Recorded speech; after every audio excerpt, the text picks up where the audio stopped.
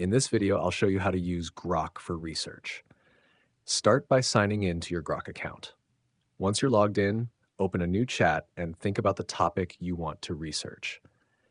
Grok works best when you provide clear and specific questions rather than very broad requests. Next, begin with a simple overview.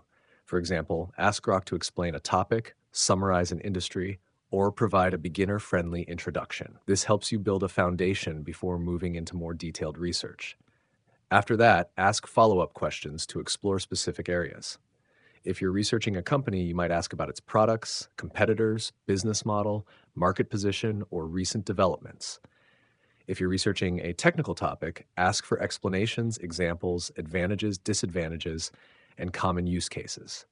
Now use Grok to generate research outlines. You can ask it to create a structured list of topics, subtopics, and questions that you should investigate further.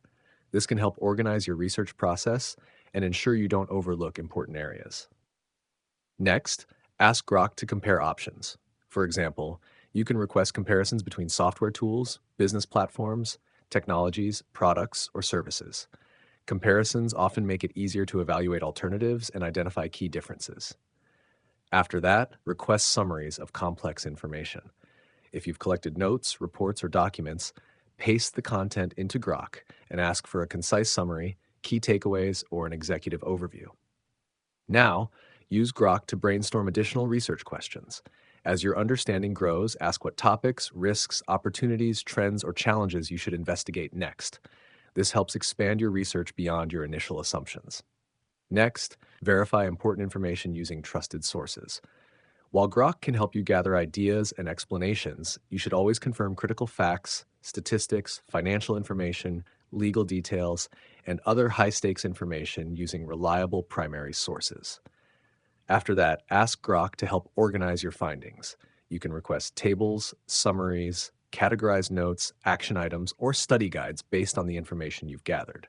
Now, if you're conducting business or market research, ask Grok to identify competitors, industry trends, customer pain points, and potential opportunities.